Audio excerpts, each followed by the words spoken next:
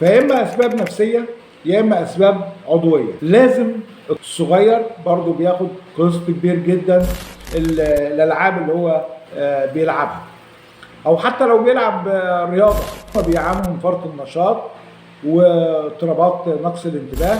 بشوف حاجات عجيبه بصراحه، الحاله دي بشوفها كتير جدا، فبشوف حاجات عجيبه.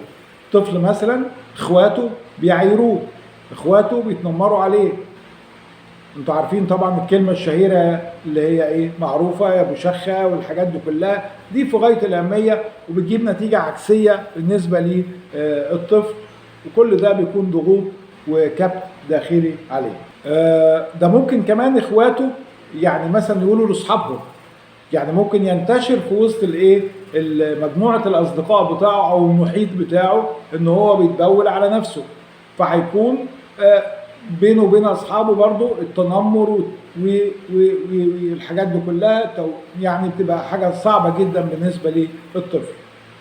يبقى اول حاجه السريه، لازم الام ما تعرفش اخواته بالموضوع ده، ولازم كمان الام تنبه على اخواته ان هو محدش يوبخه او يتنمر عليه اطلاقا، وبيكون لهم عقاب رادع لو عملوا حاجه زي كده. طبعا انا كأم مثلا طفلي نايم في السرير، يفضل ان انا احط مفرش بلاستيك مثلا ولا حاجه على مرايه السرير.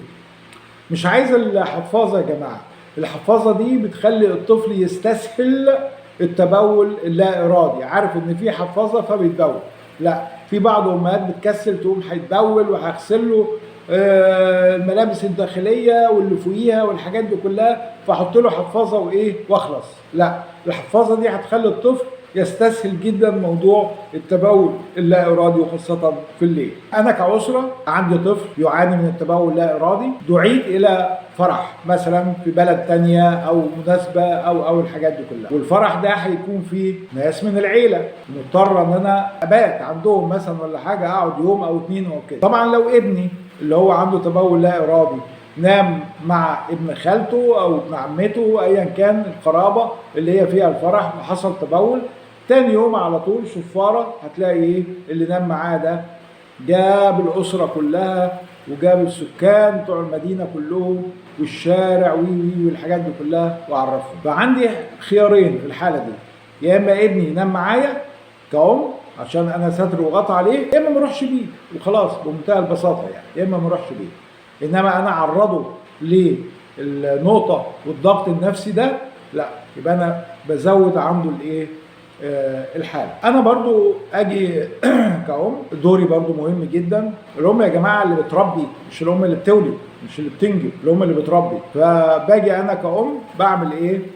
باجي قبل ما طفلي طبعا قبل ما يبدا ينام بساعتين او 3 ساعات بمنع عنه خالص السوائل، يعني زي الميه، زي العصاير، زي الفاكهه، الشاي، القهوه، النسكافيه، الحاجات اللي هي مضره للبول كلهم. خضروات برضو معينه زي الخضروات الورقيه، كل دي بتضر البول، بقدونس، الخيار، الفلفل، الحاجات دي كلها بمنعها عنه نهائيا يعني. وقبل ما يخش طبعا على السرير بتاعه بخليه يخش الحمام حتى لو مش عايز يخش الحمام. وبعد كده ببدأ جدولي بقى، اقعد مثلا الاول في البدايه اقعد كل ساعه، هيكون صعب على الام بس لازم يعني ملهاش حل غير كده، ان انا ابدا اوقظه عشان يروح معايا لغرفه للحمام.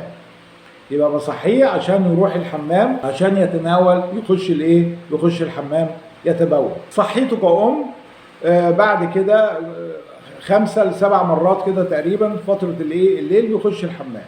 بعد كده ببدا امد الوقت شويه، يعني بعمل الحكايه دي لمده مثلا اسبوع، كل ساعه بصحيه. الاسبوع اللي بعده بدات ايه كل ساعه ونص صحيه، الاسبوع اللي بعده كل ساعتين، الاسبوع اللي بعده كل ساعتين ونص، وهكذا.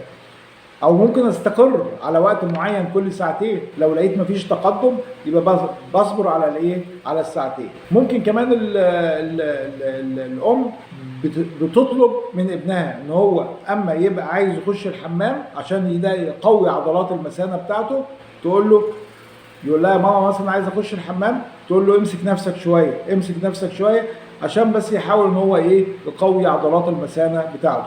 دي برضو من ضمن الايه، من ضمن الحاجات. طبعا احنا اتفقنا ان اي ممنوع خالص خالص خالص الحاجات دي كلها. طيب الاطفال بقى اللي هم ظروفهم مثلا في انفصال ما بين الام ومش موجوده الام حاليا مثلا والاب وخلاص، هيبقى دورهم ايه؟ طبعا الطفل ده في الحاله دي بيكون يا اما الجده للام او للاب، وغالبا لو مثلا توفت مش لازم انفصال، يعني الام مثلا متوفيه فبتكون الجده. الجده طبعا للاسف بتكون كم الحنان بتاعتها والعطف كبير قوي، وفي اعتقادها ومفاهيمها انها بتحاول تعوض الطفل عن الحرمان اللي اتحرموا من الام، سواء كان الام مثلا حصل عمليه طلاق او سواء كانت الام ايه متوفيه، فبيصعب عليها الطفل، فبتكون النتيجه ان مفيش تحسن خالص بالنسبه للطفل. دي مشكله الايه، مشكله هنا كبيره. فعشان كده بنطلب من الاب ان هو يبدا يوجه الجده سواء كانت والدته او سواء كانت جدتهم للام، ان هو ده من انواع العلاج، وده مش حنيه وده مش كذا، ده هو بالعكس ده بيزود الايه الحاله بتاعه الايه الطفل. فتبدا الام الجده تبدا تاخد نفس الايه نفس النظام اللي هي كانت بتتبعه الام قبل كده، او المفروض ان هي الام كانت ايه تتبعه. يعني عملنا الحاجات دي كلها، باجي بمنتهى البساطه بتعامل مع ابني كصديق، وابدا اجيب له مثلا ايه نوته مثلا زي كده، وببدا اكتب له فيها ايام الاسبوع، السبت الحد الاثنين الجمعه وهكذا، وابدا اتفاهم معاه. حبيبي انت مثلا من السبت للجمعه لو ايه ما اتدولتش وبقيت ناشف، هيبقى ليك مثلا ايه لو جبت 50% النتيجه بتاعتك هجيب لك هديه جميله قوي وانت اللي تختارها.